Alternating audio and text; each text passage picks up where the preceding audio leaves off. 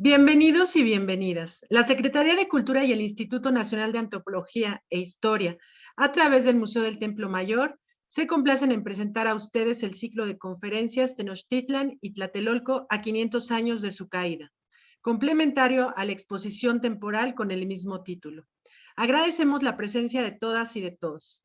A nombre de la maestra Patricia Ledesma Bouchan, directora del Museo del Templo Mayor y curadora de la exposición, les doy la más cordial bienvenida. La arqueóloga Judith Alba Sánchez, curadora del museo y de la muestra, será quien modere la sesión. Adelante, Judith. Muchísimas gracias, Mitzi, por la presentación. Muy buenas tardes a todo el público que nos sigue por esta red de Facebook y pues como siempre es un gusto estar con ustedes para dar continuidad al ciclo de conferencias que estamos haciendo en torno a la exposición temporal que se presenta en Templo Mayor. No dejen de visitarla, ya vamos a estar en temporada de vacaciones, entonces es una oportunidad. Voy a aprovechar también para invitarlos a que, complementario a esta exposición que hemos estado anunciando, también hay una sección que refleja una ventana a la conquista de una manera didáctica que está pensada para todos los niños. Entonces, es una grata sorpresa que se van a llevar por aquí para que puedan visitar esta muestra que complementa también la exposición, y por ahí pues otra presentación que tenemos también en el área de acceso a la zona arqueológica.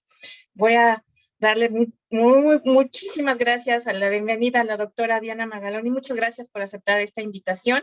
Es un honor compartir esta tarde contigo y pues estoy aquí muy feliz de que podamos compartir un poquito de lo que se ha tratado en la exposición, sobre todo porque en el caso de buscar imagen para complementar la exposición, tener el Códice Florentino, reflejarlo en cada uno de estos momentos de batalla, pues fue vital, ¿no? Poder identificar qué momentos podíamos jalar para ilustrar la exposición, y con la presentación que ahorita tú nos vas a presentar, yo creo que esto se va a complementar más para que el público conozca de esta magnífica obra desde el punto de vista de la ilustración, pero también todo lo que conlleva un análisis como el que tú haces, muy interesante desde otra perspectiva. Y bueno, voy a leer la semblanza de la doctora Diana Magaloni. Es doctora en Historia del Arte por la Universidad de Yale, es maestra en Historia del Arte por la UNAM y licenciada en Conservación por la ENCRIM. Fue directora del Museo Nacional de Antropología en 2009 a 2013 y se desempeñó como investigadora y profesora en el Instituto de Investigaciones Estéticas de la UNAM entre 1991 y 2014. Actualmente es directora del Museo de Arte del Condado de Los Ángeles, el ACMA por sus siglas como se conoce en inglés, y donde funge como directora del Programa para el Arte de América Antigua y directora del Centro de Conservación. Su investigación ha buscado crear metodologías para entender la originalidad de sus procesos artísticos y estéticos de las culturas indígenas. Ha publicado numerosos ensayos y libros sobre estos temas, incluyendo los colores del Nuevo Mundo, materiales, artistas y la creación del Códice Florentino del 2014 y albores de la conquista del 2017, el cual ganó el premio Antonio García Cubas por publicaciones sobresalientes en antropología e historia. Entre sus numerosas exposiciones se encuentran Mixpantli, Espacio, Tiempo y los Orígenes Indígenas de México, y Mixpantli, Ecos Contemporáneos, co-curada junto con la doctora Alice de Carteret, los cuales están en exhibición en el Museo del ACMA. Y pues muchísimas gracias por esta participación que pues tenemos ahorita, ¿no? Aquí en Templo. Muchas gracias, Judith. Nada más una precisión, no soy directora del Museo del ACMA, soy una de las subdirectoras, supervisando el área de América Antigua y Conservación. Pues muchas gracias. Entonces, ¿pongo mi pantalla? Sí, adelante. Ya estamos. Pues, aunque no veo a todo el público, los saludo con muchísimo gusto y les agradezco su atención en estos momentos. Yo les voy a contar esta historia que escribieron básicamente los indígenas nahua, de origen nahua del centro de México, en su mayoría de origen tlatelolca, ya después de la conquista. Es una visión realmente completa, es un texto muy completo de la conquista. Pero les voy a contar primero, a ver cómo se va cambiando esto, ¿qué es el Códice Florentino? Ustedes seguramente han oído hablar o tienen en sus bibliotecas la historia de las cosas de Nueva España, que se atribuye a Bernardino de Sahagún. Se escribió entre 1575 y 77 en este Colegio Indígena Santa Cruz Tlatelolco, y es una enciclopedia, así como se hacían estas enciclopedias medievales con esta idea de comprensiva de todo el mundo.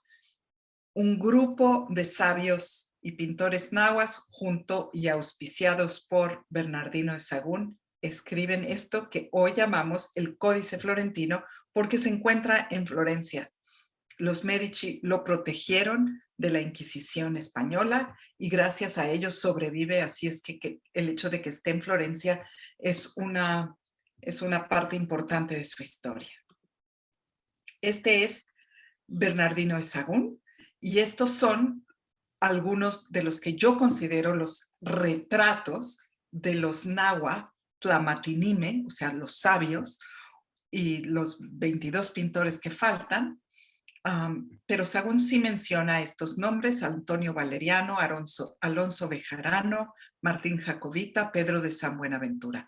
Todos ellos hablantes de náhuatl, latín y español, y conocedores tanto de las tradiciones mesoamericanas, prehispánicas del centro de México, como de la nueva tradición europea y de la teología católica.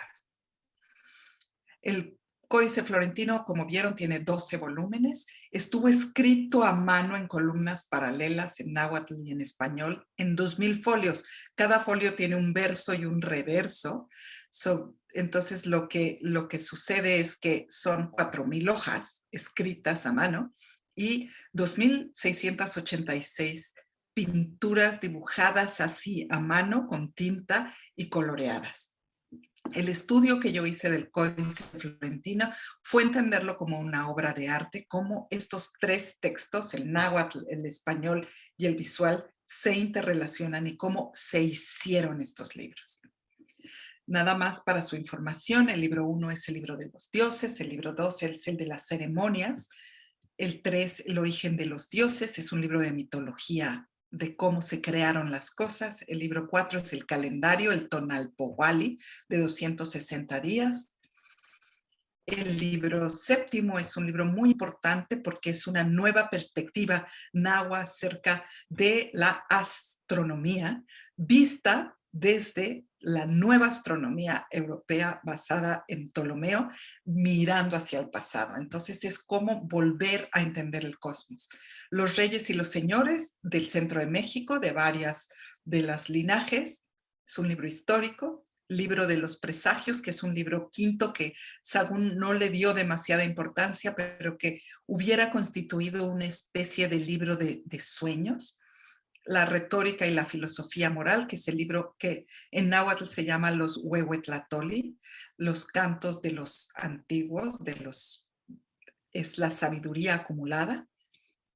Los mercaderes y artesanos, la gente, la historia natural de la Nueva España, yo así le puse, pero en realidad tiene un título distinto, como es como el jardín, tiene un título metafórico, porque decir historia natural en esos momentos implica una posición política importante. Las historias naturales las hacen los reyes para visualizar la extensión de sus dominios. Entonces, hacer una historia natural de Nueva España siendo un indígena náhuatl, es un acto político muy importante, realmente de afirmación de sus territorios, sus culturas y todo lo que existe.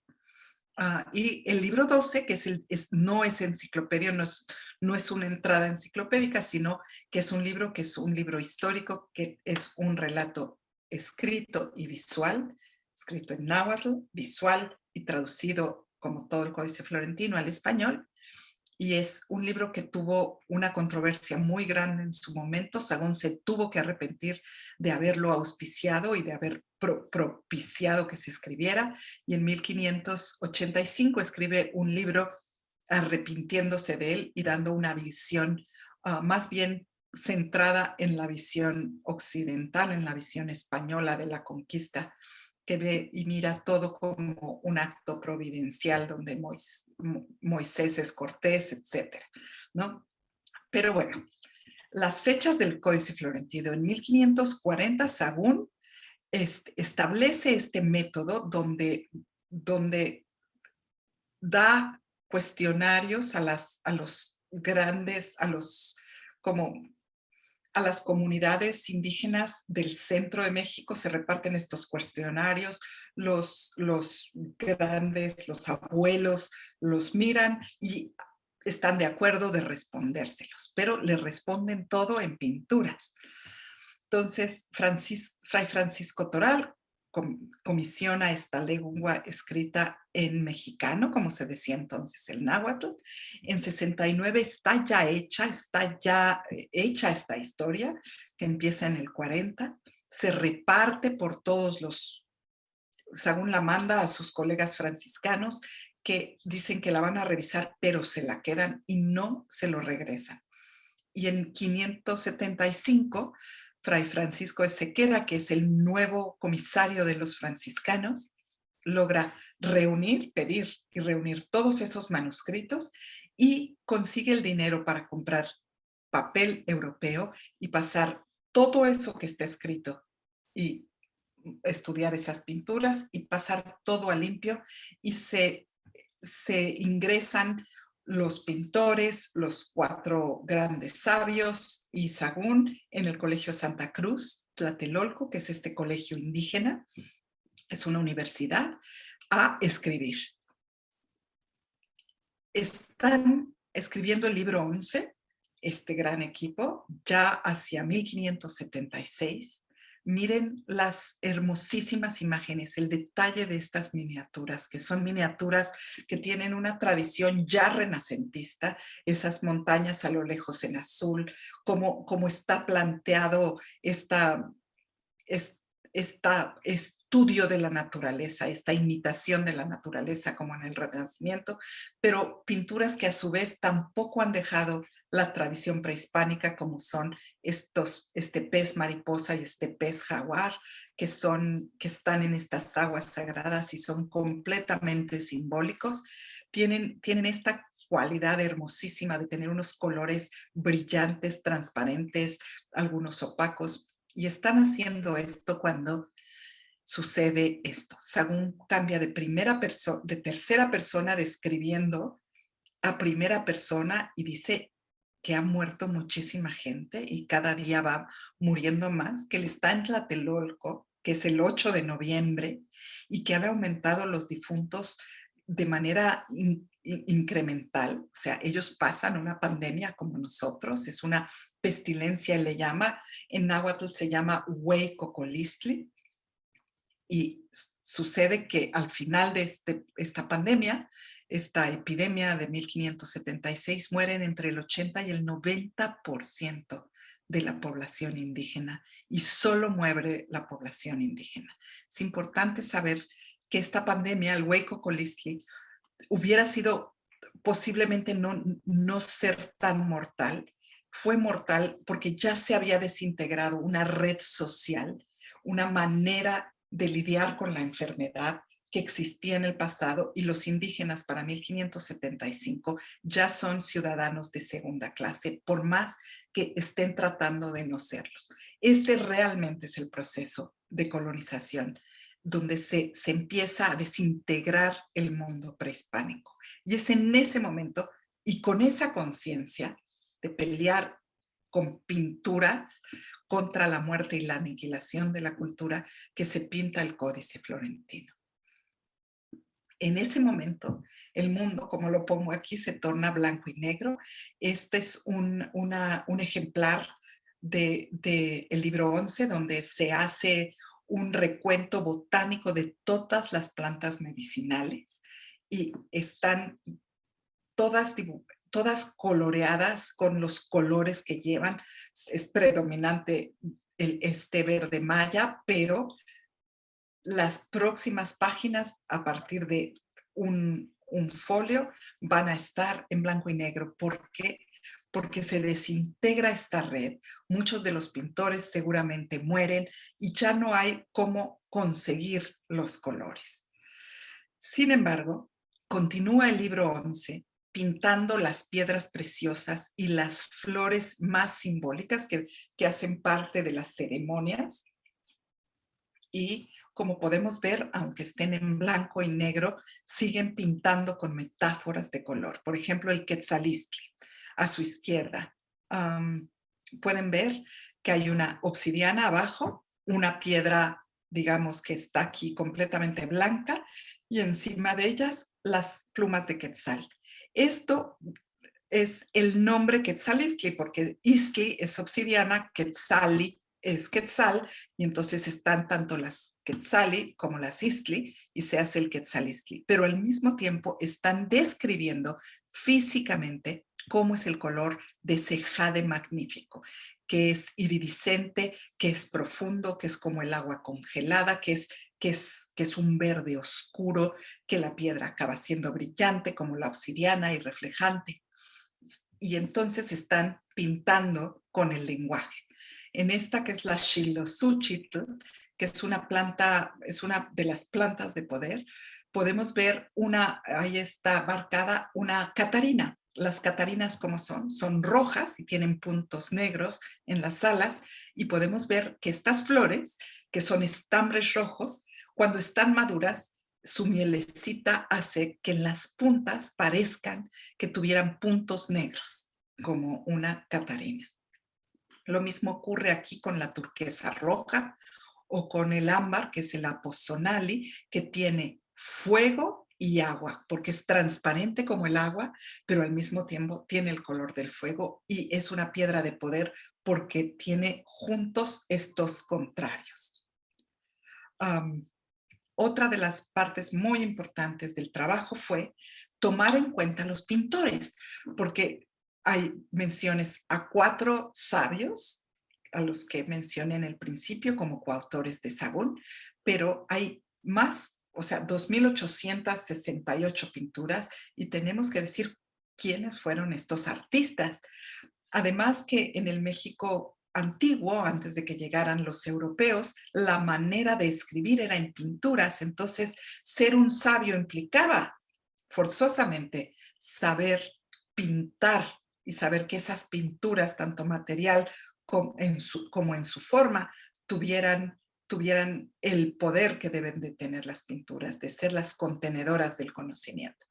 Entonces, en esto, por eso estudiar los pintores fue tan importante. Vemos estas figuras achaparradas, robustas, de narices rectas, la manera en la que se hace el trazo del párpado y la pupila son muy, muy específicas de cada uno de los pintores. Y aquí vemos cómo la nariz surge desde la frente, como los ojos son muchísimo más grandes, y podemos contrastar uno y otro y saber que uno fue un pintor y otro fue otro.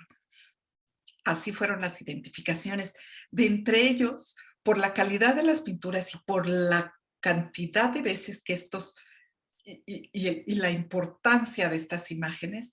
He identificado 4 maestros. Este es el maestro de ambas tradiciones.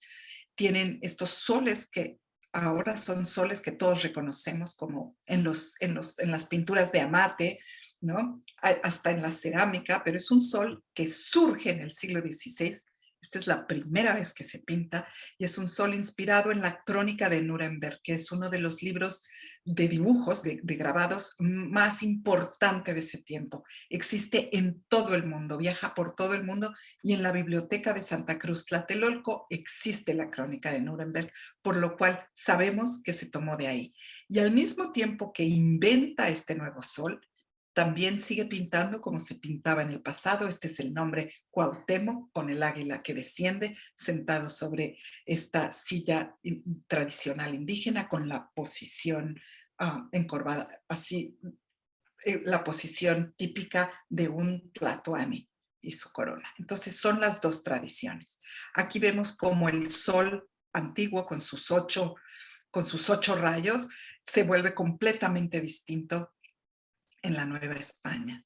Este es el maestro de perfil en 3/4 que hace espacios interiores. Este es el maestro de las narices largas que por primera vez pinta a los nobles y a las mujeres nobles de Nueva España con sus huipiles, que son es algo que sucede en el siglo XVI. Estas vestimentas antes de la llegada de los europeos no existían en el México central. Las traen de Veracruz y del área maya y la trae Malinche, que es la señora en ese momento.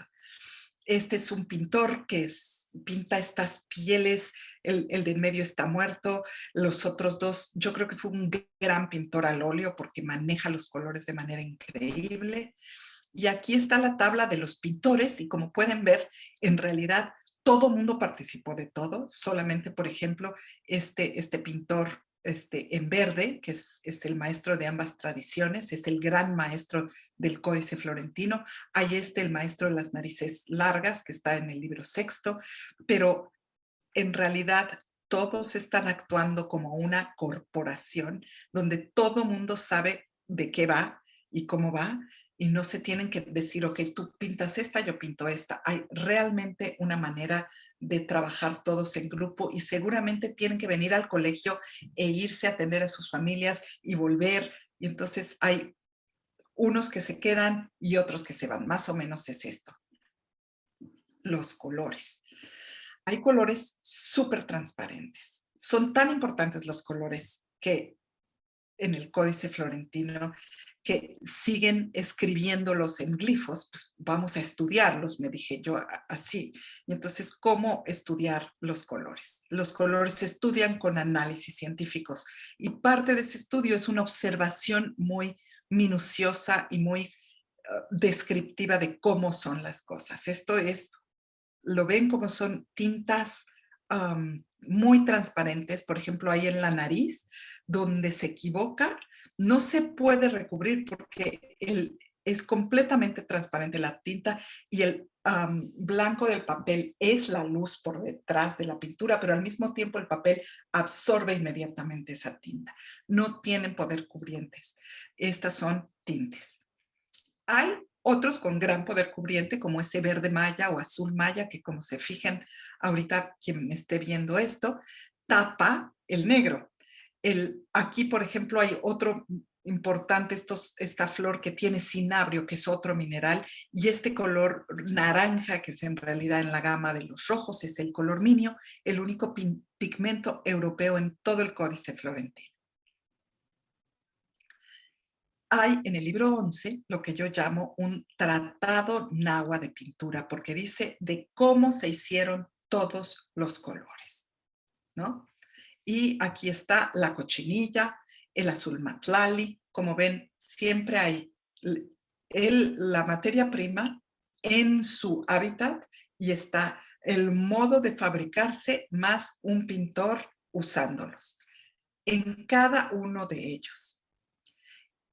Extrayendo un poco la información del Florentino y gracias a estos dos grandes maestros que entonces trabajaban en la ENCRIM, la Escuela Nacional de Conservación, Restauración y Museografía de Lina, pudimos reconstruir los colores en panecillos de color, como dicen las fuentes, y aprender mucho de qué son estos colores orgánicos. Aquí está el amarillo de Zacatlascali, aquí está el rojo sacado del palo de Brasil o palo de Campeche.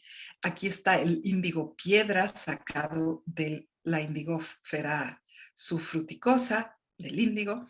Y con esas muestras que preparé, con ese entendimiento, pude también, gracias al profesor Piero Baglioni y a la Universidad de Florencia y al permiso realmente increíble que nos dio la Biblioteca Medicea Laurenciana, pude estudiar los pigmentos, la constitución de los tintes y pigmentos minerales del Códice Florentino en el 2006.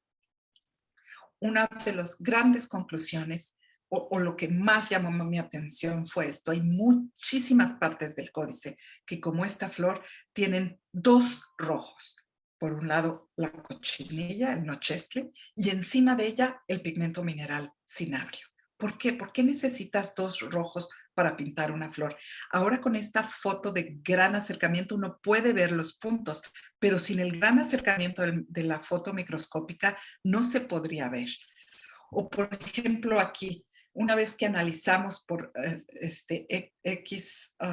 fluorescencia de rayos X, que puede ver los elementos químicos que constituyen los pigmentos, pudimos observar lo siguiente. Por ejemplo, en el punto 1 hay el yeso.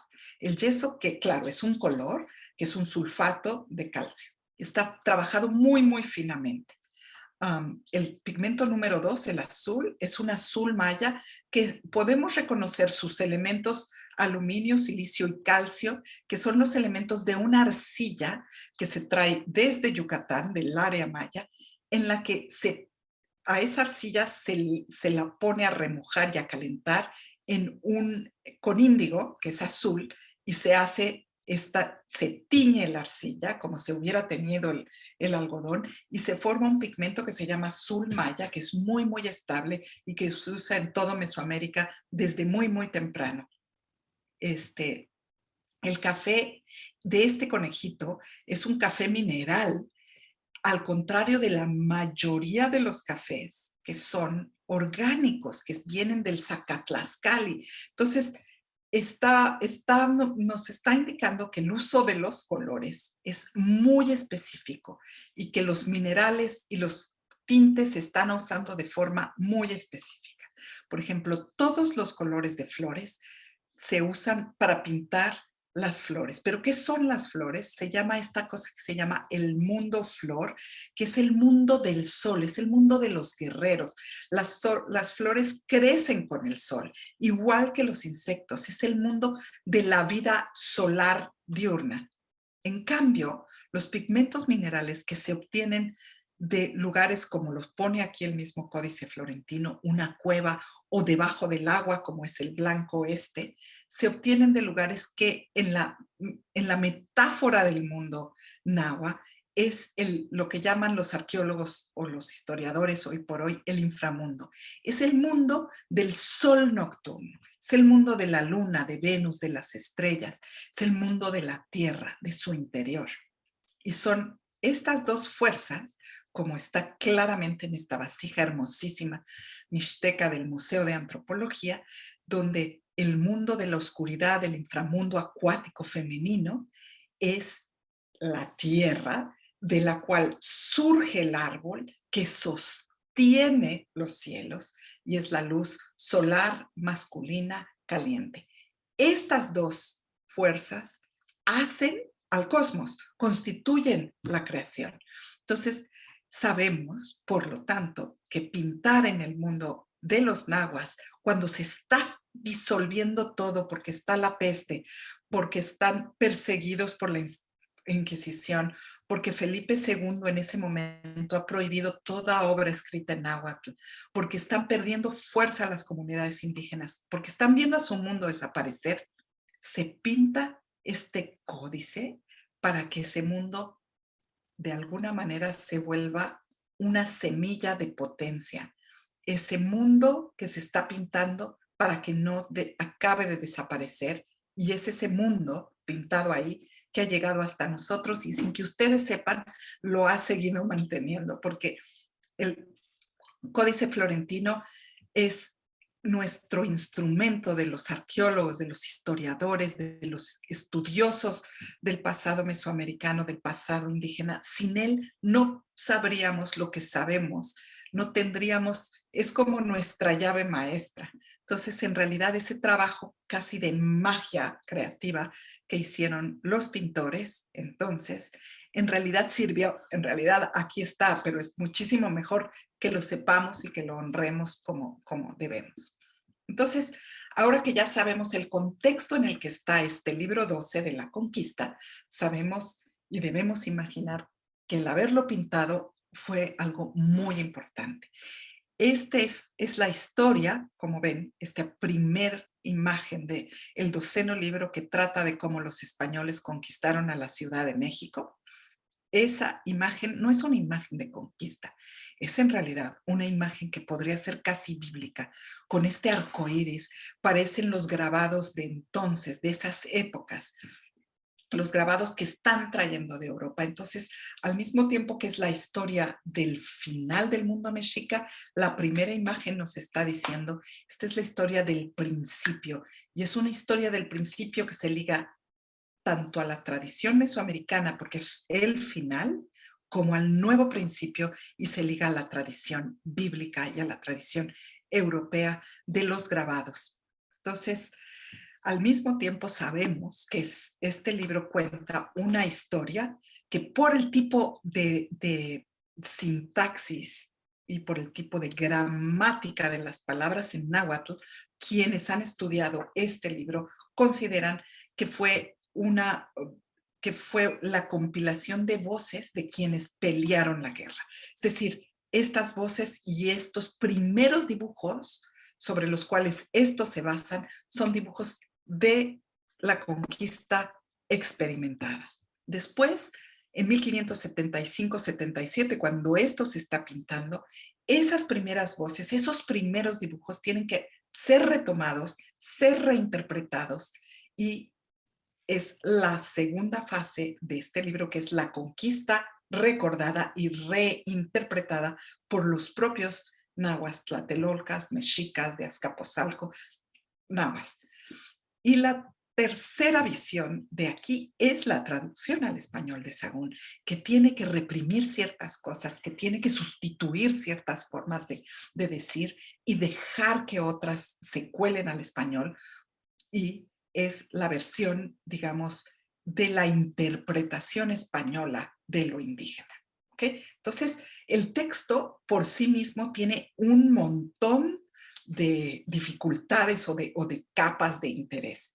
Por otro lado, las pinturas. Las pinturas constituyen el conocimiento. ¿Qué quiere decir esto? La manera de decir conocimiento, la manera de decir esto es el conocimiento de mi civilización, este es el conocimiento de mi pueblo, estos son sus libros, es con la palabra intlili intlapali. Intlili quiere decir la tinta negra, intlapali los colores. Entonces, en realidad, la tradición del conocimiento son las imágenes. La tinta negra es el perímetro de todas las imágenes, los colores es con lo que se colorea. Esta tradición de pintar es una tradición que ayuda a que se capture una tradición oral. No, la tradición oral es cambiante, y las pinturas, como tienen muchísimas direccionalidades, ayuda a sostener la tradición oral. Pero ya la tradición oral, el poderlo decir y recitar y hablar, es un acto, como fue la retórica en el Renacimiento, de sabiduría y poder. Entonces las pinturas son el sostén del tlahtoli. Y después hay un concepto fundamental de que las pinturas para nosotros son ilustraciones, reproducciones, copias de. Para los indígenas, no. Las pinturas son ixiptla, quiere decir son las encarnaciones, los representantes físicos de fuerzas naturales que hacen que los eventos sucedan. Y después también puede ser el resultado de una visión, evidentemente, como fue la visión de San Juan, por ejemplo, o una visión que se puede tomar porque se consulta el oráculo. Moctezuma tuvo una visión, por ejemplo, en el oráculo de los españoles, o este documento testimonial que es europeo, pero que como tradición europea de poder, las pinturas comienzan a ser también a reflejar esta manera de ser usadas en el libro 12. Entonces, todo esto son las pinturas, y todo eso son las tres formas perdón, lo voy a decir otra vez, la conquista experimentada, recordada, interpretada, más la conquista pintada, que implica todo esto. Entonces, les voy a dar ahora un ejemplo de lo que estoy hablando.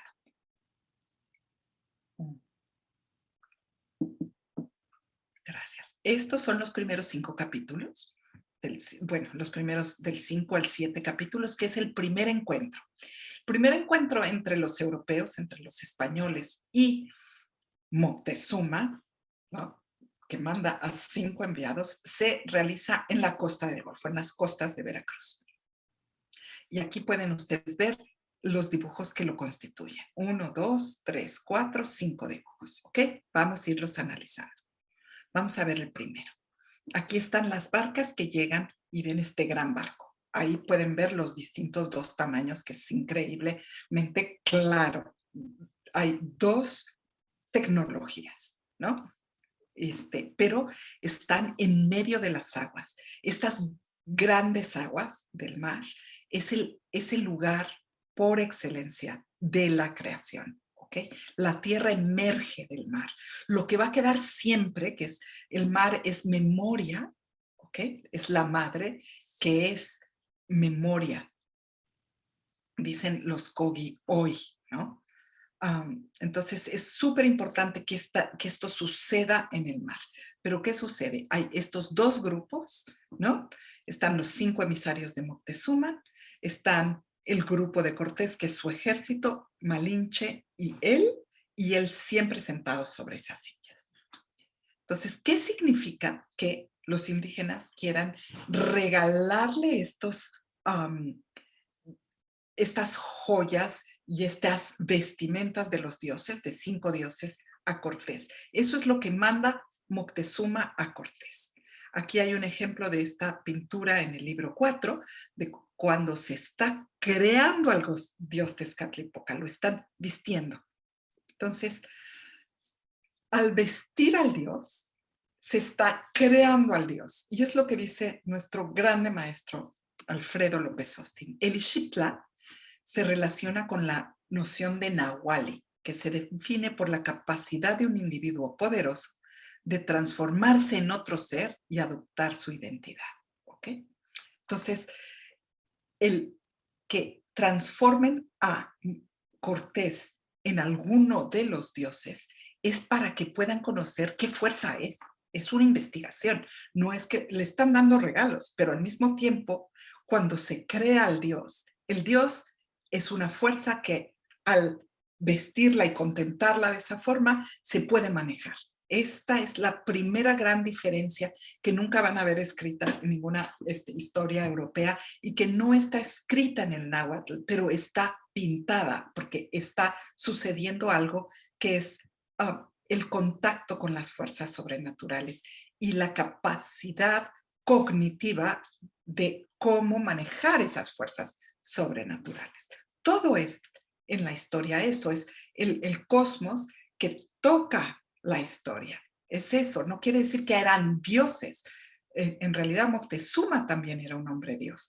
Todo ser poderoso es un hombre dios. Entonces, están viendo quién es quien llegó al vestirlo con estos 5 dioses, entre los cuales evidentemente está Tezcatlipoca y Quetzalcóatl como muy importantes, y también Tlaloc. Entonces, la transformación se describe como poseer la vestimenta del otro, su piel, su cobertura.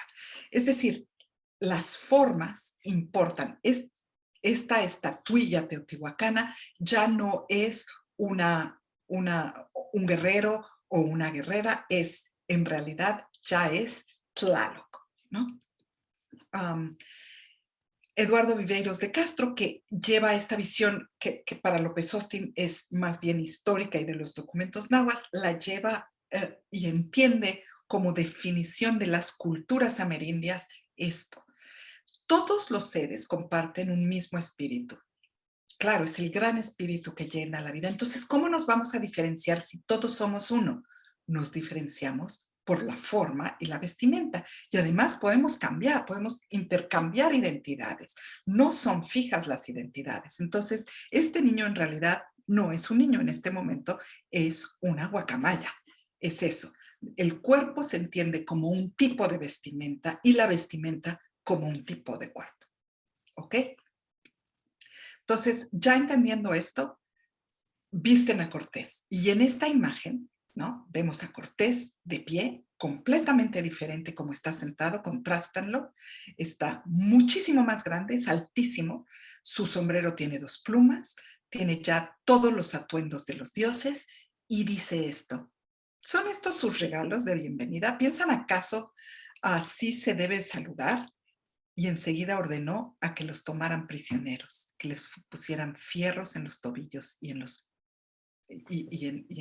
el cuello. Entonces, este es el primer encuentro. Yo visto al Dios y el Dios lo que me hace es que me hace prisionero. Este es un acto simbólico de lo que Cortés hace con Moctezuma, porque ellos son sus 5 representantes. La posición frontal de Cortés, ¿no? El hecho de que tenga todos estos atuendos, además, muy importante, las plumas, lo hacen ser en ese momento el Ixiptla de una deidad poderosa. No sabemos cuál, pero es una deidad poderosa mesoamericana. Vamos a ver qué pasa con el otro grupo. Están los 5 emisarios, aquí están, de dónde vienen cada uno, y los ven que están sentados y se ve el que está hasta adelante con una postura corporal y un atuendo muy específico. O sea, tiene una mano sobre la mejilla, tiene los talones juntos, está sentado, tiene esta capa, ¿no? Miren, esta posición es una posición de la pasión de Cristo. Casi todas las pasiones de Cristo tienen al Cristo pensativo que está así recargado sobre su brazo. Es algo que durante este momento donde se está haciendo el Códice Florentino hay muchísimos grabados que hacen la pasión de Cristo otra vez. De hecho, Durero, por ejemplo, pinta esto como la melancolía. Es algo que todos conocen en ese momento.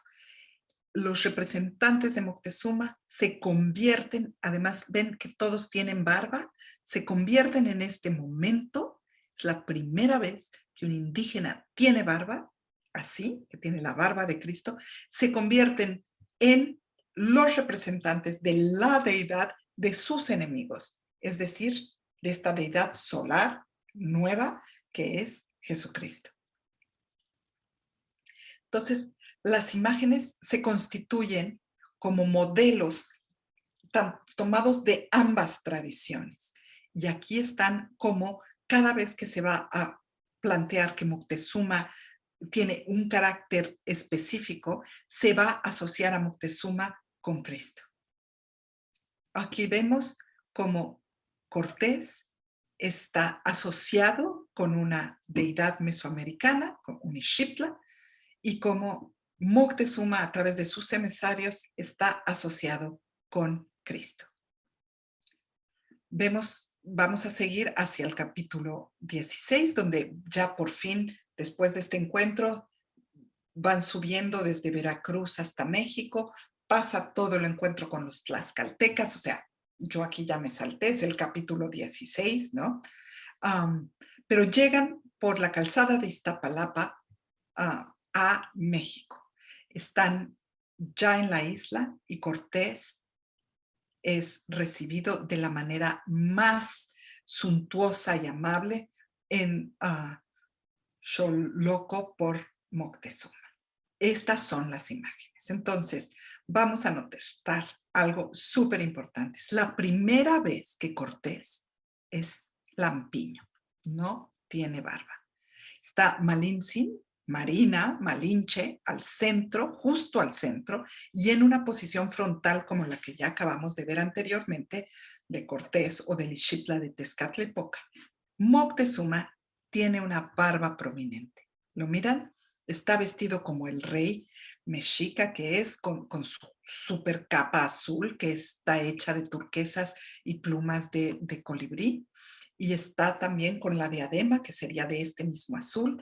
Está pintado como el eje cósmico, como el centro del espacio y el tiempo, como el representante de Xutecutli, el dios del espacio y del tiempo, que está en el centro, en este lugar que hace que el tiempo se mueva. Entonces, él no ha perdido su identidad como dios mesoamericano, como hombre dios mesoamericano, pero ya ha adquirido esta nueva identidad de Ixiptla de Cristo. Miren cómo tiene la mano hacia arriba. Malinche es la tierra. Está al centro del espacio-tiempo, tiene esto en el pecho.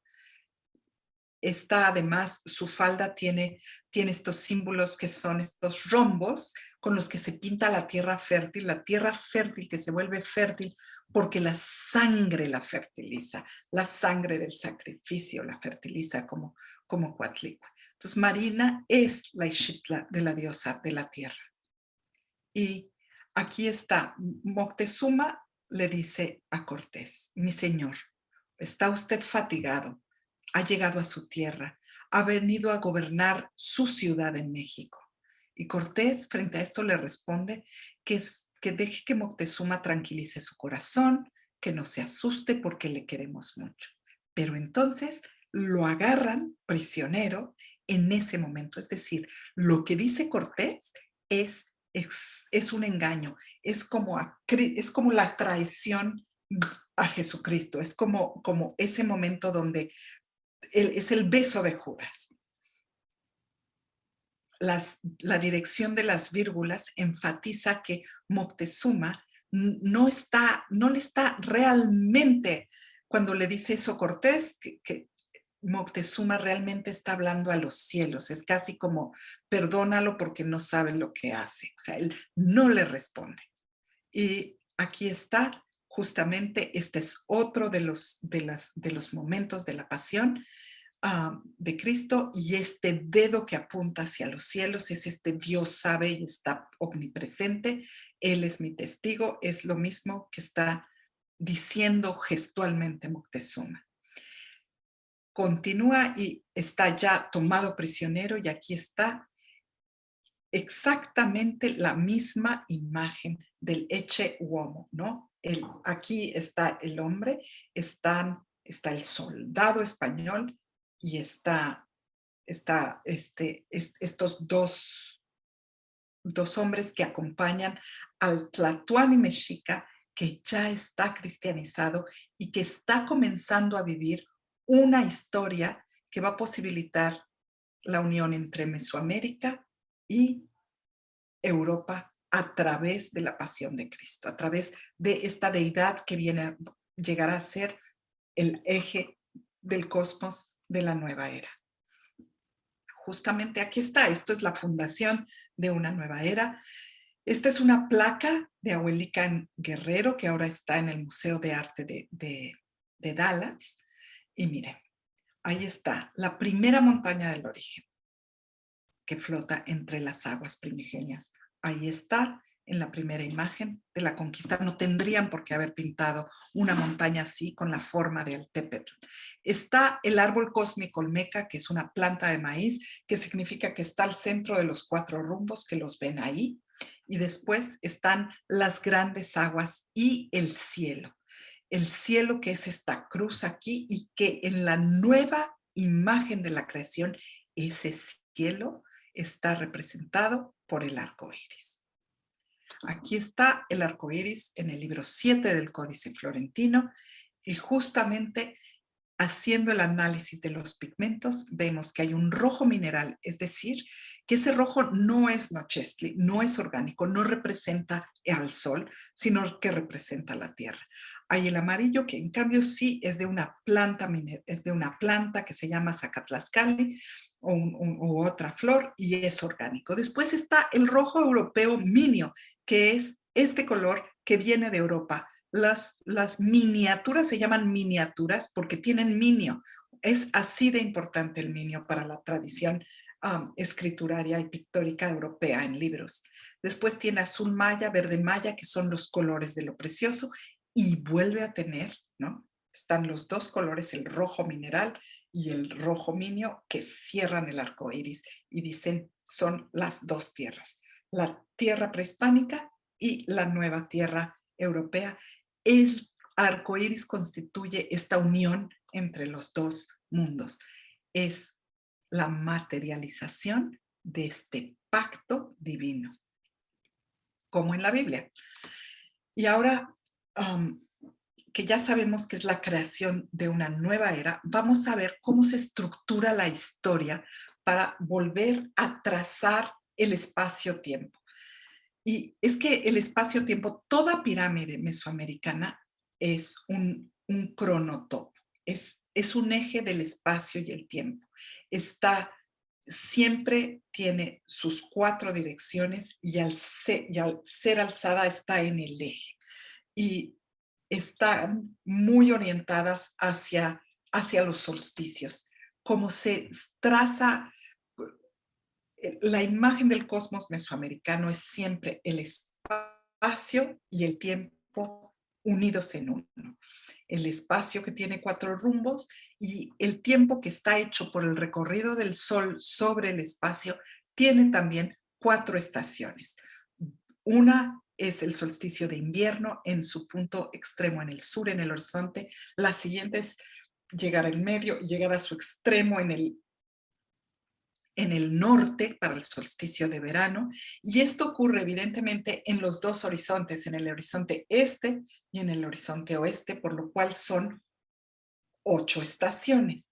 De alguna manera, aquí lo tenemos en la placa olmeca. Aquí hay 4 estaciones de la Tierra y los solsticios que están aquí en las esquinas, que son los rumbos intercardinales. Esto viene desde el tiempo olmeca. Entonces, ¿cómo en un libro europeo así se puede trazar la historia de cómo surgió este nuevo espacio-tiempo?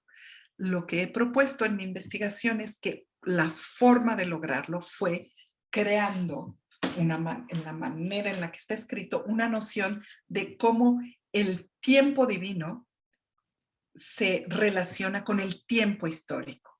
Y el tiempo divino está en estas 8 temporalidades que están unidas a los rumbos para que sean estas mutaciones del tiempo y se vaya trazando un nuevo eje del cosmos. Y esos son los 8 presagios. El primero es que una gran hoguera perfora el cielo y vuelve la noche día, ¿no? El otro es el templo de Huitzilopochtli, que se quema. El otro es Xutecutli, el templo de Xutecutli en Sonmolco, no cualquiera, que se quema sin que nadie le prendiera fuego a ninguno de los dos. Un cometa que cruza el fuego, las aguas del lago que hierven, una mujer que llora y aparece de noche anunciando el fin de los tiempos, una grulla con un espejo donde Moctezuma puede ver el futuro, y grupos de hombres de 2 cabezas que aparecen en Tenochtitlan. Y bueno, lo que yo hice, esta es la imagen del espacio-tiempo mesoamericano, es la primera imagen del códice Feher-Berry-Mayer, la que ustedes tienen en el centro. Está el este, el oeste, el norte y el sur. Si colocamos los presagios así, tenemos el primer presagio en el este, en Seacatl, que fue cuando llegó Cortés, y después tenemos el segundo presagio en la dirección noroeste y después así cada uno de ellos, y cada uno de ellos con sus direcciones se relaciona. La simbología de la dirección más las pinturas y cómo está pintado y lo que dice el presagio van anunciando hechos que se relacionan en los restantes 40 capítulos. Entonces, aquí tienen este primer presagio que dice que 10 años antes de que llegaran los españoles, apareció esta pirámide de fuego y que sucedió en el año 12 Caña y sucedió durante todo el año. En otros documentos de la conquista, porque hay muchísimos documentos indígenas que mencionan estos presagios, nada más el 1 y el 2, no la serie de 8, pero el 1 y el 2 como importantes símbolos del fin del mundo, básicamente, y del principio de otro. Aquí está en el códice Feher-Berry-Mayer, se le llama Mishpantli, que quiere decir una bandera de nubes. ¿Bandera por qué? Porque una bandera se coloca cuando el enemigo gana la guerra. Y de nubes porque baja de los cielos. Entonces esta es una victoria, digamos, que trajo el cosmos. Pero se pintan de distintas maneras. Aquí está este gran árbol que es fuego, que está penetrando la bóveda celeste. Es un poco como la otra pirámide, pero se ve muy bien que es un eje cósmico porque está pintado sobre una montaña. En el Códice Mexicanos lo vemos anunciado en Seacatl, pero de dos formas. Esta columna católica de un templo católico que tiene una patita que dice baja, desciende del cielo, y está el gran amanecer, ¿no?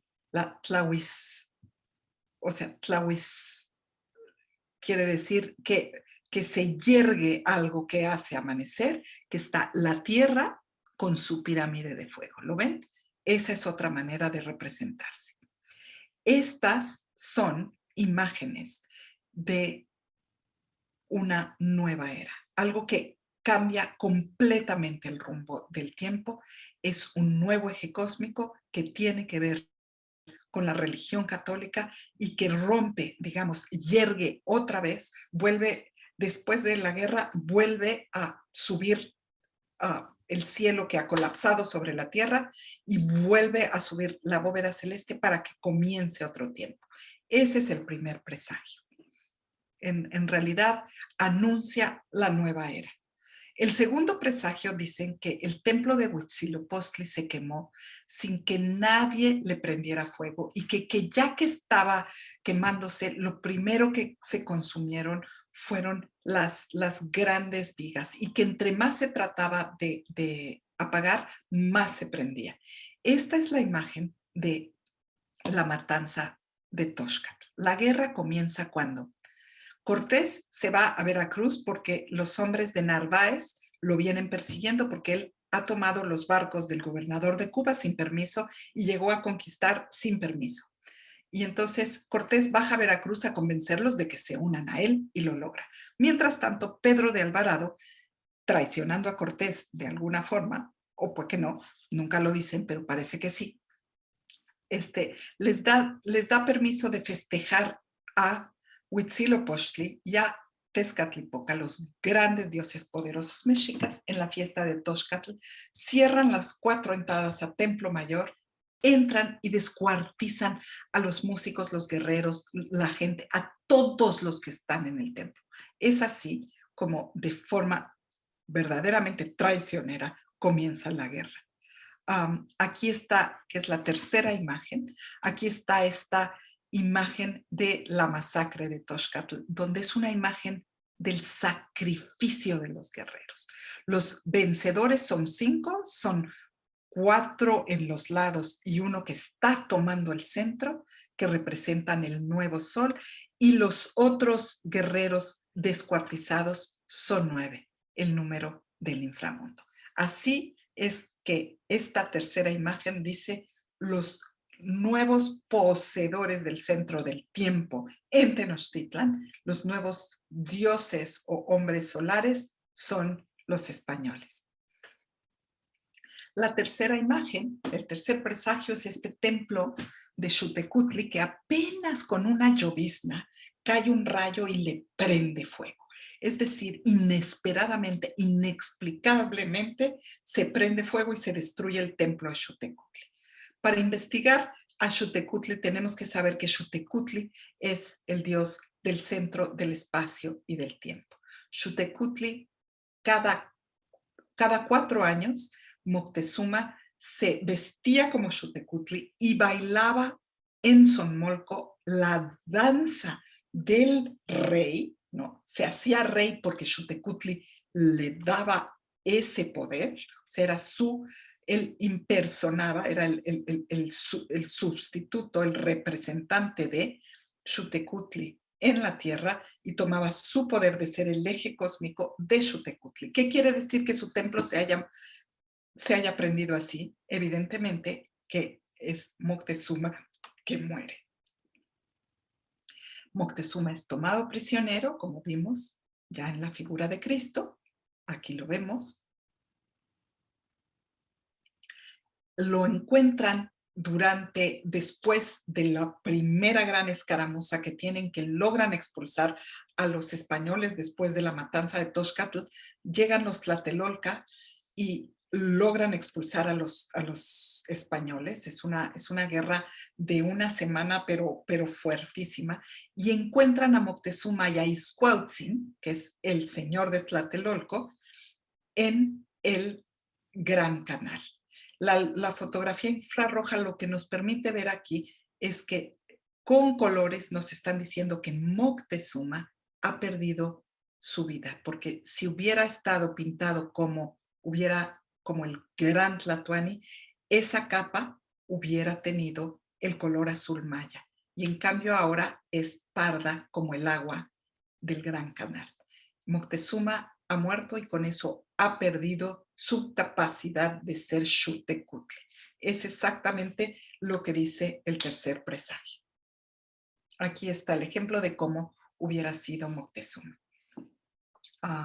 Aquí está Moctezuma, que es rescatado en este momento, y la imagen de abajo dice, lo rescatamos y lo vamos a inmolar, como se hace tradicionalmente con los tlatoanis. Pero miren la posición de ese cuerpo. Es el cuerpo yerto de Jesucristo, y así se pone sobre la hoguera donde va a ser quemado. Para contraste, fíjense, aquí está Izcuauhtzin, que es transportado a Tlatelolco y se va a quemar así con la antigua posición de los reyes mexicas, ¿no? De los reyes nahuas. Y en cambio, Moctezuma ya es una figura de la nueva era, es Jesucristo.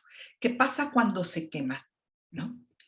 Los mitos nahuas dicen que al quemarse Nanahuatzin al principio de la era de Teotihuacán, cuando Teotihuacán o la Gran Tolán pasa a ser, ¿no? Pasa a otro tiempo, la era pasada, Tula, cuando se quema Nanahuatzin, se quema y se convierte en el sol. Entonces, la parte de la inmolación hace que Moctezuma se convierta en una estrella. Y en este momento lo que nos está diciendo el cuarto presagio es que se convierte, él es el cometa.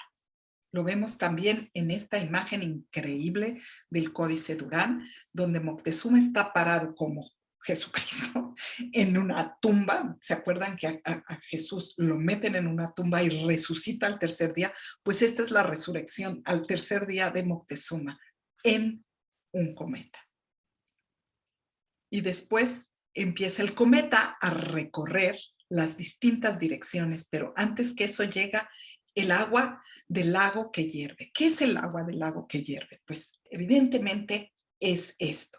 Llegan los bergantines y todos estos disparos de cañones en el agua, ¡plac!, y haciéndose estas esponjas, es la guerra en el agua. El agua que hierve es esta guerra desde el agua que sucede un año después de la matanza de Toxcatl, en la misma fecha. Y aquí está el sexto presagio, que es esta mujer que aparece en las noches diciendo que ya se perdió todo. Es la tierra quejándose que ya ella no va a poder cuidar a sus hijos. Es la Cihuacóatl, la diosa de la tierra, la diosa de la guerra, que ha perdido. Aquí está, es el fin de la era. Y tenemos el séptimo presagio, que es Moctezuma viendo en el espejo. Y mira en el espejo y vamos a leer lo que dice. El séptimo prefacio. Los pescadores cazaron un ave café parecida a una grulla. La llevaron a Moctezuma en el Tlilancalmécatl. Pasaba apenas mediodía. En su cabeza llevaba lo que parecía un espejo. En él podían mirarse los cielos, las estrellas, la constelación del fuego nuevo. Es decir, ya está, los cielos te están enseñando que va a haber un cambio, un nuevo fuego. Al ver la constelación, Moctezuma pensó que esto era un augurio. Se acercó y miró una vez más y vio un poco más allá. Vio a conquistadores vestidos de guerra. Grandes venados los portaban, los caballos. Preguntó a sus sacerdotes quiénes podían ser esas gentes, pero ellos no lo podían ver.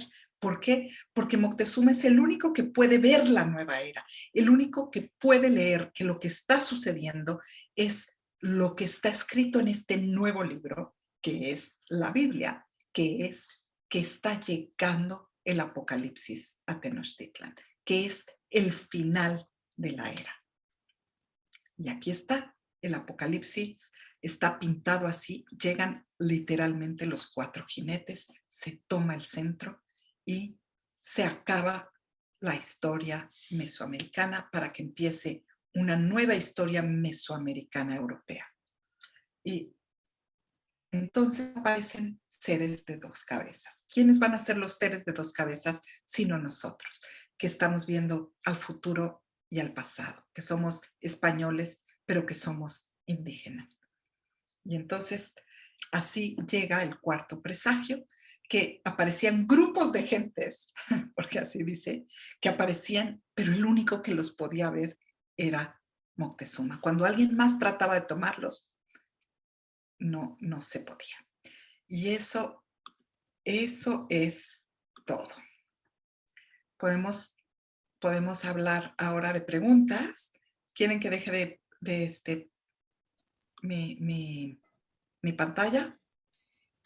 Sí, no hay problema si la quieres dejar, pero sí podemos empezar a hacer algunas preguntas. Primero que nada, pues muchísimas gracias. La presentación es excelente. Esta propuesta de cómo analizas el Códice Florentino, pues ha creado mucha expectativa también, tanto en el público que ahorita tenemos, como pues en todos los colegas que tenemos, ¿no? Pues es un gran aporte, ¿no? Esta parte donde puedes contar este análisis visual en el que participan científicos, historiadores del arte, antropólogos, y sobre todo, pues, platicar un poco que tu trayectoria prácticamente es la catalogación, el estudio y comprensión de las pinturas prehispánicas. Entonces, eso te dio precisamente esta manera de plantear cómo hacer una metodología para estudiar desde otra perspectiva el Códice Florentino, y creo que es riquísima toda la producción que ahorita nos comentaste.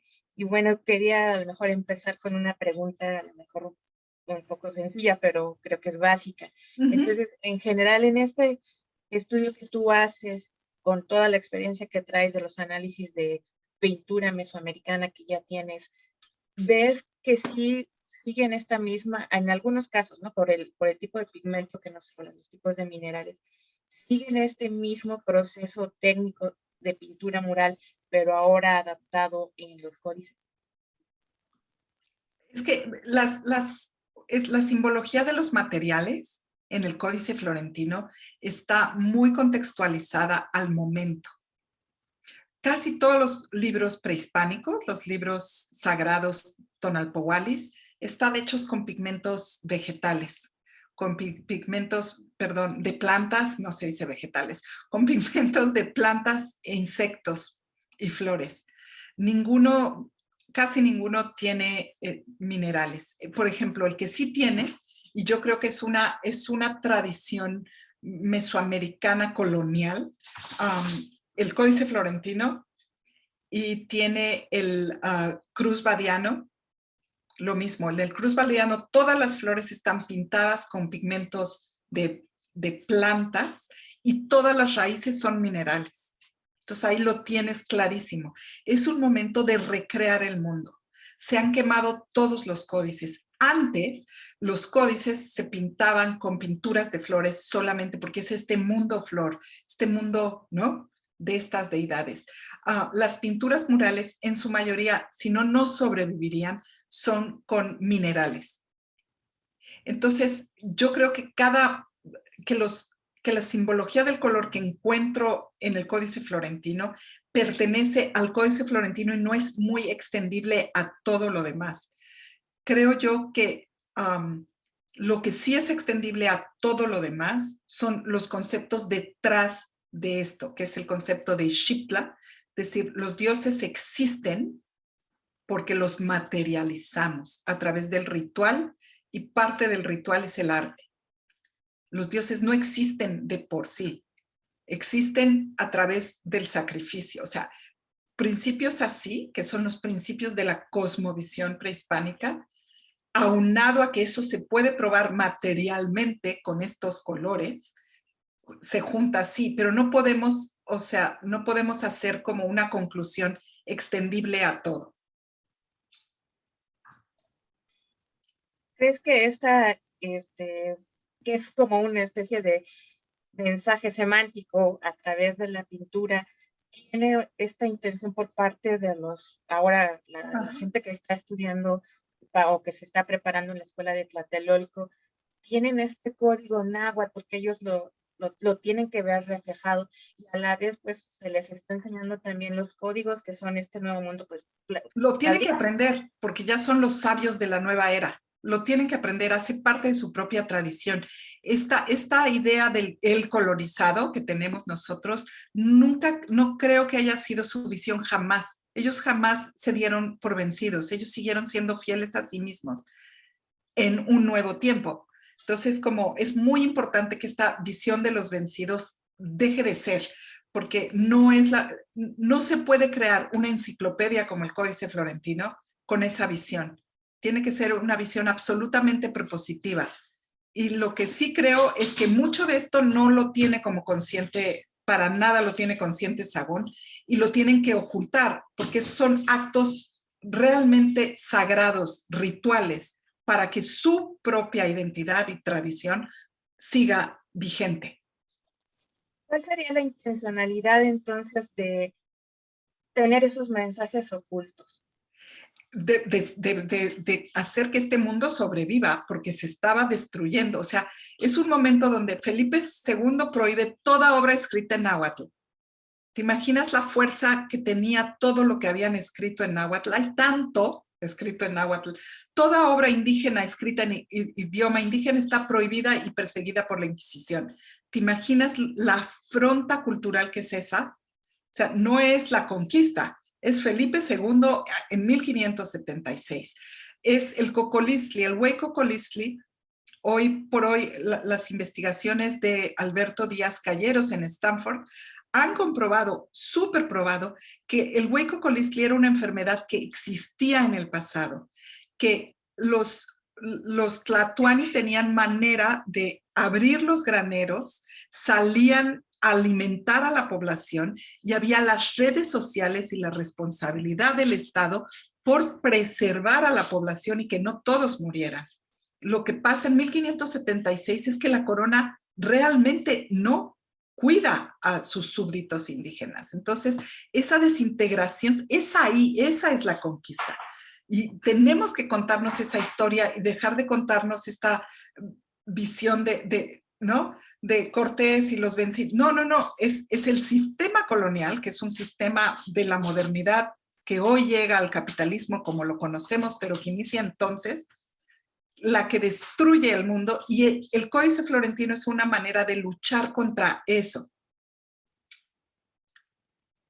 Interesante justo la manera en la que nos llevaste de la mano, porque sí fue muy de la mano para ir ejemplificando y viendo que tenemos esta mezcla. Por un lado, los códigos todavía mesoamericanos de lo que implica, por ejemplo, la posición en el espacio, en el tiempo, la cosmovisión, pero a la vez cómo se va integrando, por ejemplo, este discurso, por ejemplo, de el Tlatoani que nos dices que ahora lo hacen a semejanza como de Cristo, ¿no? Para hacer un Exacto. discurso de la pasión. Y es lo que pasa hoy, o sea, las comunidades indígenas, tú vas a San Juan Chamulan y regañan a los santos y les llaman santos, y me explico, este sincretismo no sucede porque los curas quieran hacerlos sincréticos, sucede porque esta cosmovisión prehispánica basada en que tu poder es tu capacidad de convertirte en otro, que ese es el Ixiptla, que ese es el Nahuali, eso es, o sea, para que un chamán cure la enfermedad, tiene que convertirse en la enfermedad o en algo más poderoso que la enfermedad. Entonces es muy distinto tener una mentalidad así que tener esta mentalidad política, ¿no? O sea, donde esta parte del mundo sagrado lo único que implica el mundo sagrado para el catolicismo son las indulgencias y que ya después de muerto no te vayas al infierno. Eso no hace parte del mundo sagrado indígena entonces o ahora, ¿me entiendes? Entonces es como que nos hemos confundido mucho y hemos dejado de escuchar realmente lo que dicen las fuentes, ¿no? Como que no les damos su lugar, pues. Más allá de lo que vemos directamente del el texto. Y bueno, aquí viene justo, creo que a colación, una de las preguntas que nos hacía nuestro ponente en la sesión pasada, ¿no? Él nos presentó un panorama muy general de cómo en la narrativa está muy claro esta intención por parte de una tradición tlatelolca de poner de manifiesto cómo los mexicas tenían cierta como actuación, ¿no? Y sobresalir como el heroísmo por parte de la acción tlatelolca. Entonces, Es que es la verdad que le salvaron, o sea, los tlatelolcas salvaron la ciudad. entonces ahí más bien lo que me preguntaba el doctor Rodrigo era, si tú ves desde tu punto de vista como en el análisis visual, si también hay esa intención de que las imágenes tengan, tú ves una tradición ahí muy tlatelolca que podamos decir, esto es la intención también tlatelolca a través de las imágenes. No, los pintores no vienen de Tlatelolco. La mayoría vienen de Azcapotzalco en este momento. Okay, porque, pero sí es una tradición histórica que trata de contar la conquista como sucedió, ¿me entiendes? Desde el punto de vista mexica, Tlatelolca. Los mexicas los traicionaron, los mataron a casi todos en Toxcatl y quienes defendieron la ciudad fueron los tlatelolcas. Okay, porque aquí, pues, por ejemplo, ponías una imagen de el Tlatoani mexica, cómo lo están asemejando en esta pira que lo van a quemar, y el Tlatelolca sigue la posición prehispánica, ¿no? Así Sí, como nos caray. decías. Fíjate que hay un dibujo que no tengo aquí, que gracias a esta pregunta que me estás haciendo voy a integrar en esta conferencia, que es esta victoria, la única gran victoria donde un soldado indígena está pisando a este hombre en armadura, ¿no? Que es la representación del guerrero guerra, ¿no? Europeo. La única es un tlatelolca, tiene el escudo tlatelolca. Entonces sí, digo, el héroe es tlatelolca. Y qué chistoso, ¿no? Que siga siendo Tlatelolco un lugar de resistencia, o sea, ¿no? O sea, como que tiene esa... Y además fue ahí en Santa Cruz, Tlatelolco, que se hizo la escuela de Santa Cruz, ¿no? Y Tlatelolco fue un barrio indígena y de resistencia durante toda la colonia. Sí, creo que por ahí justo también es como el doctor estaba mencionando un poco esto de pero a través de la narrativa, y ahorita justo la tarea era pues analizarlo desde esta perspectiva del trazo, si había también un reflejo de esta misma intención de hacer estas equiparaciones. Pero bueno, quiero aprovechar un medio tiempo aquí para mandar muchos saludos a la gente que siempre nos sigue. Muchas gracias por sus preguntas que nos están haciendo llegar a través del Facebook. Por aquí tenemos un comentario, muchos saludos, doctora, de varias partes. Me dicen si había como nos mencionaste varios momentos ahí de la creación del códice, que va pasando diferentes momentos, incluso van pasando de una primera etapa, segunda, tercera. Si hubo a lo mejor una intención, bueno, aquí me refieren un poco de que, como se menciona en un castellano y luego en un náhuatl en diferentes momentos, si hubo una intención expresa fuera de Sagún, o sea, supongo que aquí mencionan por lo del gobierno, de que dejara de escribir con cierta intención algunos pasajes de la conquista, sobre todo como esta idea a lo mejor de los españoles hacia tener ciertas adquisiciones por el oro. ¿Cómo? No entiendo bien. La pregunta que me hacen es si Sagún se vio permeado en esos diferentes momentos por tener como presión a lo mejor política, por seguir haciendo como su método, ¿no? Si eso influyó en la manera en la que lo hicieron. Para Sagún, ¿cuál es la historia de Sagún? Híjole, qué buena pregunta. Mira, es que Sagún es un personaje muy interesante, realmente. Yo es como me he dedicado realmente a tratar de rescatar las voces indígenas, me he centrado en los pintores.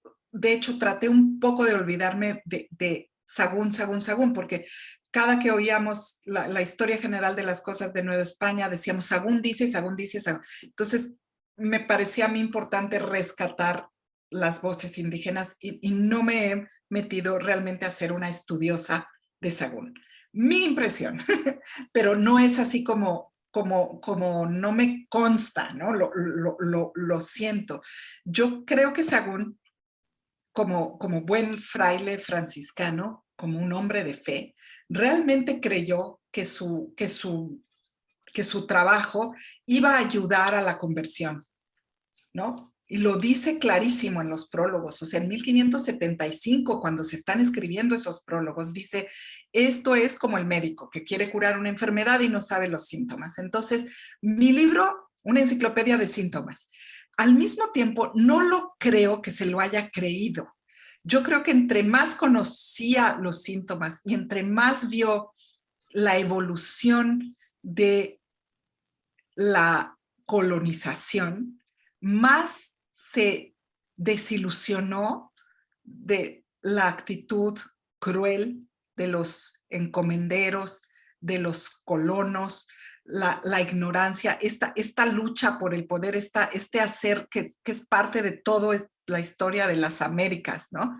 De cómo se toma esta tierra y los seres y las plantas y los animales que viven en ellas como posesiones y no con ningún respeto. Yo creo que él sí resintió esa actitud de la corona y sí resintió a Felipe II que prohibiera toda obra escrita en náhuatl porque ocultó el códice y siguió trabajando.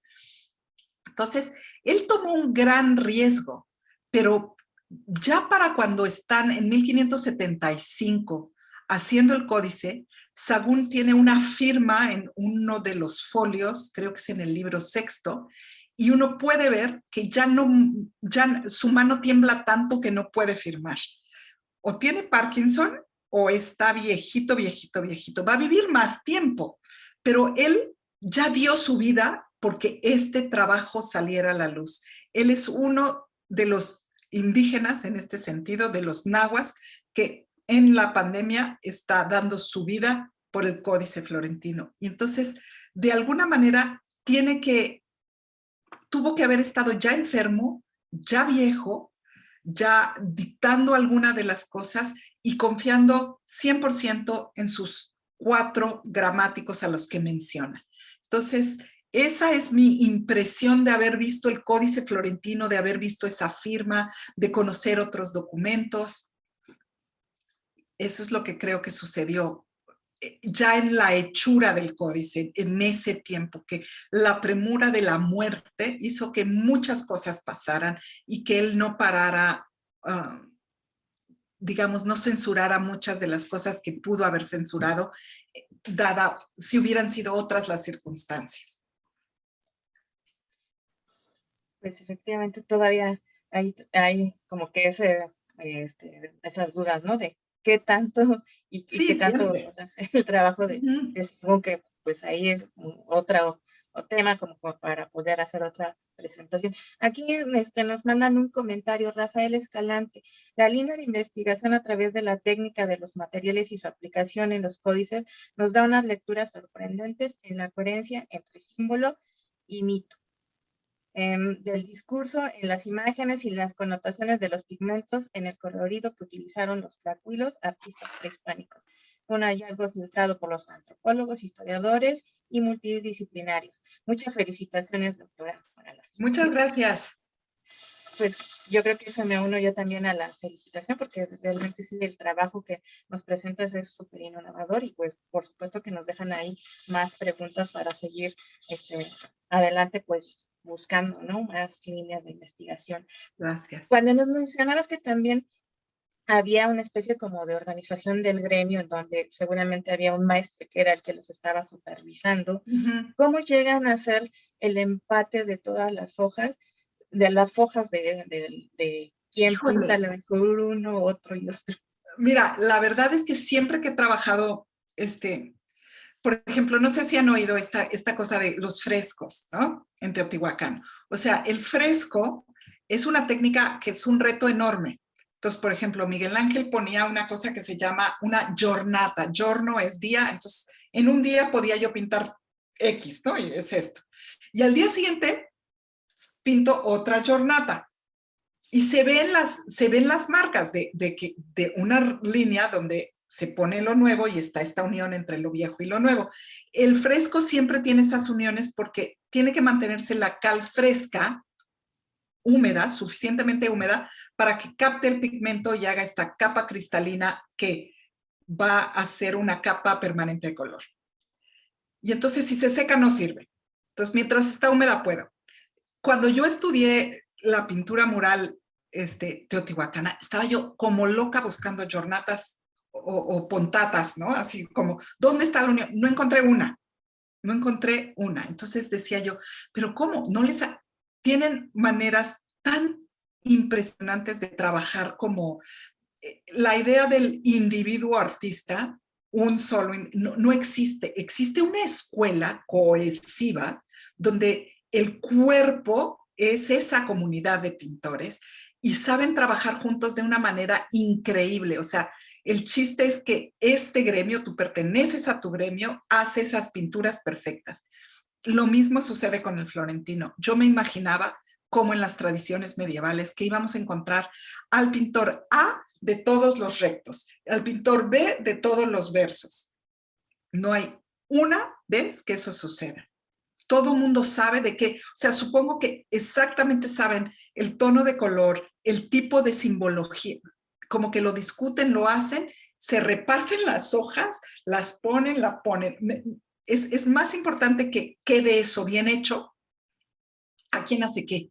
En donde sí creo que hay quién hace qué en el Códice Florentino, hay libros muy específicos. Por ejemplo, el libro 4 es el libro del Tonalpohualli, donde están sacrificios humanos, canibalismo, o sea, puras cosas que los frailes o los europeos iban a ver, iban a decir, ¡ah, qué horror, salvajes!, ¿no? O que no se podían representar. Escogieron a un pintor, de las pieles, hasta lo puedo poner si quieren otra vez. Escogen un pintor que tiene una pluma como si fuera un gran dibujante renacentista. Imita el grabado como ningún otro, tiene un contraposto, un manejo de la línea que parece un pintor europeo. Si no te dicen que es un pintor indígena, tú juras que es un gran pintor europeo. Entonces ahí hay una estrategia de que un libro tan difícil de pintar ¿no? Porque, digamos, la expresión herética se pinte como si fuera un libro renacentista. Entonces están haciendo que las imágenes parezcan no peligrosas.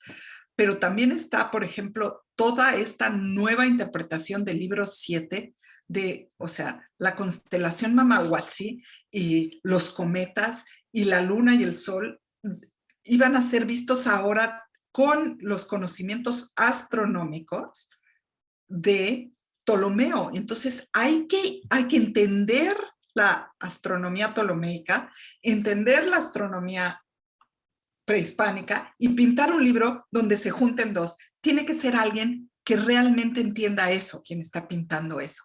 No es cualquiera y es casi siempre solo un pintor el que pinta eso. Entonces hay temas muy, muy, muy especializados donde estos grandes 4 maestros que yo identifico son los responsables. Podríamos ver en una hoja diferentes manos. Entonces, por ejemplo, en el libro 7 creo que todo está hecho por uno. Y ya luego hacer el compendio de todos esos esas hojas que se repartían. Entonces, por aquí mencionabas una tradición pictórica europea que me llamó la atención, que es la que pusiste en un ejemplo en el arco iris. Me parece que se llama Minium, que es un color. Las obras miniadas, o sea, la palabra miniatura viene de las obras miniadas. Las miniaturas vienen con estos libros medievales sagrados que tienen una pequeña miniatura dibujada que casi siempre tiene que ver con la pasión de Cristo o la historia de María, y que viene esa miniatura dentro de una grande letra mayúscula.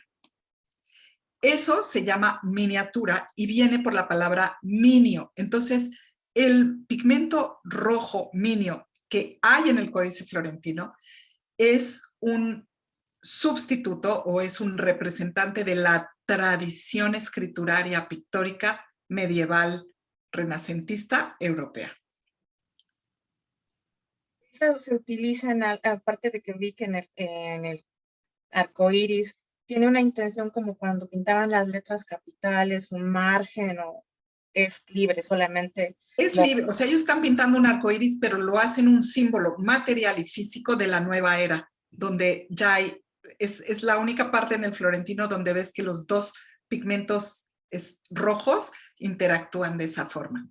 Hay un rojo minio y un rojo de cochinilla, perdón, un rojo mineral prehispánico. Me preguntan cómo se supone que fue la instrucción y capacitación para los informantes indígenas que hayan aprendido las lenguas castellanas y latín. Fue inmediata. En 1536 se funda la Escuela Santa Cruz Tlatelolco, con las 7 artes liberales europeas que tienen todos ellos que estudiar. ¿No? Matemática, geometría, latín, música, teología, el trivium y el quadrivium se llama. Entonces empiezan rapidísimo. En 1528 es el primer texto traducido en la escritura alfabética en náhuatl y latín, hecha por un indígena. Es rapidísimo. Son gentes realmente muy preparadas y muy ávidas de poder entender este nuevo mundo que van a tener que manejar para poder seguir cuidando de su gente. Entonces, la instrucción los hacen los frailes mendicantes, principalmente los franciscanos y los dominicos al principio, posteriormente los agustinos, los carmelitas y luego el clero secular al final. Y los jesuitas, que ya es mucho más tarde, no es en... Por aquí tienen una pregunta que es más bien como de lo técnico que realizaste y de la parte que todavía se puede seguir realizando, si todavía hay condiciones o qué tan factible es poder realizar otros estudios como los que tú hiciste en el Códice Florentino. Yo creo que en el Códice Florentino va a ser difícil que den permiso, porque depende de la Biblioteca Medicial Laurenciana y ya se hizo el estudio. Hay muchos otros documentos que estudiar, eso sí. Pues bueno, yo creo que me quedan aquí muchísimas cosas más bien por retomar, porque tu presentación ha sido excelente, muy clara, muy gracias. didáctica, y creo que al público también pues le ha gustado muchísimo la participación, porque tuviste una facilidad muy buena para podernos explicar de la mano cómo es la propuesta que nos haces. Bueno, creo que por mi parte sería todas las preguntas que tengo del público, y no sé si tú quisieras añadir algo más para hacer un cierre de la presentación. Pues nada más agradecerte muchísimo, agradecer a Templo Mayor, mandarle un abrazo a Eduardo Matos, a nuestro gran Matos que organizó esta exposición y que quiso que participara. Muchas gracias y muchos saludos a todos. Muchas gracias por escucharme. Gracias, doctora. Y pues bueno, quiero aprovechar para toda la gente que nos sigue, que esta es la última sesión de este mes de diciembre, y pues los esperamos nuevamente aquí a retomarla en la próxima sesión en enero. Vamos a seguir un poquito con los trabajos ahora en la parte de historia y pues también en la documentación. Entonces no dejen de seguirnos, por favor, en enero. Ahí vamos a estar presentando en nuestra página las siguientes exposiciones, y pues también quiero otra vez aprovechar para invitarlos nuevamente a que aprovechen a venir a visitar la exposición. Como ya mencionaba, Una ventana a la conquista es una propuesta anexa a esta exposición para que los niños puedan también ver este proceso de lo que fue la batalla de Tenochtitlan.